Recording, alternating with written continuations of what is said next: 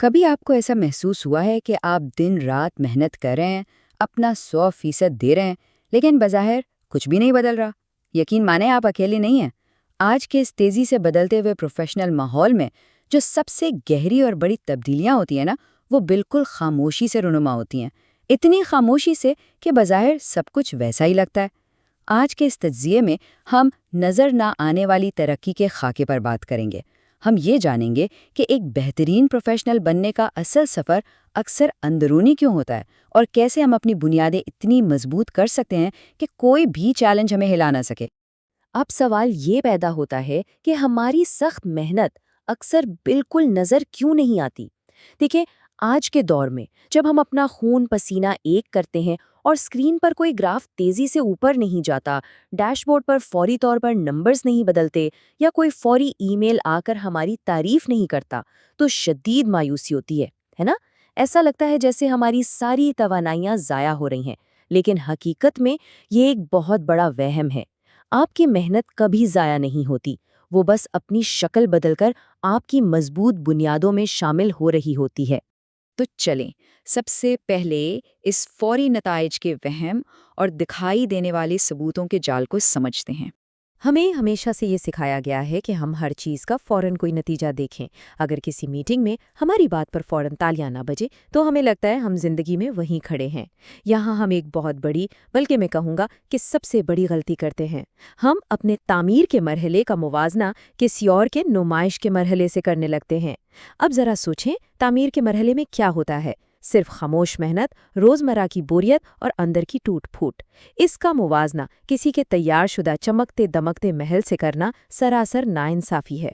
یاد رکھیں، نتائج سے پہلے ہمیشہ ڈھانچے کی تنظیم نو ہوتی ہے، اور یہ مرحلہ کبھی شور نہیں مچاتا۔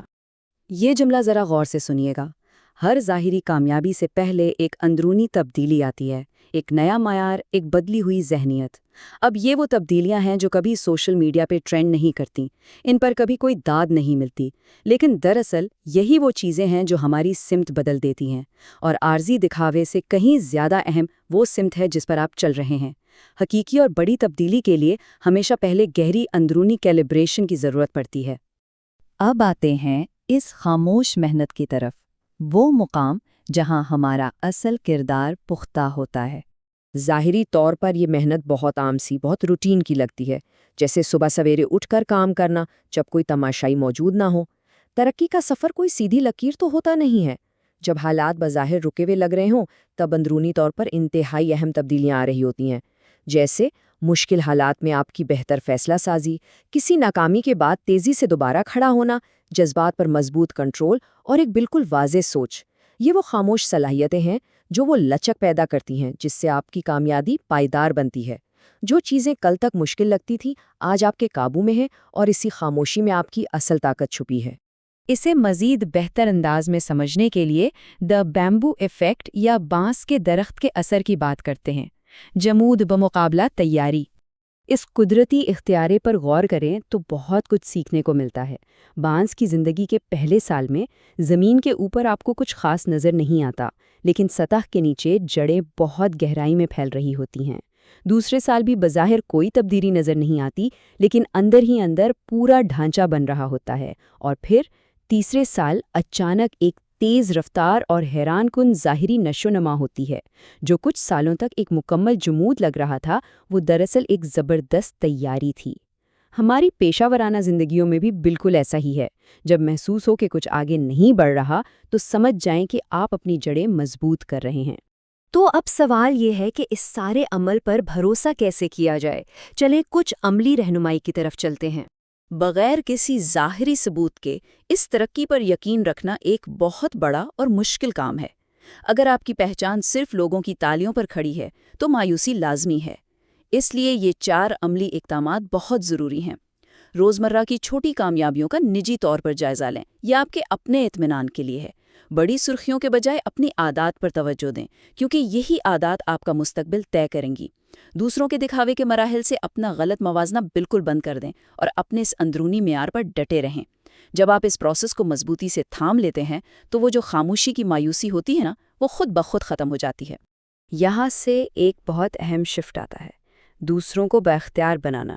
یعنی ذاتی ترقی سے لیڈرشپ تک کا سفر۔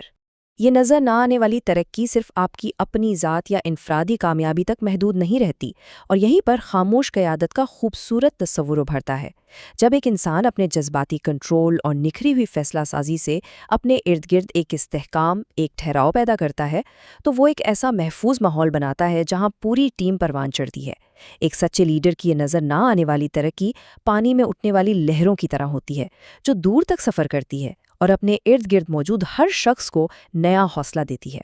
ہمارا اپنا ذاتی نظم و ضبط براہ راست ہماری ٹیم کو بااختیار بنانے کا سبب بنتا ہے۔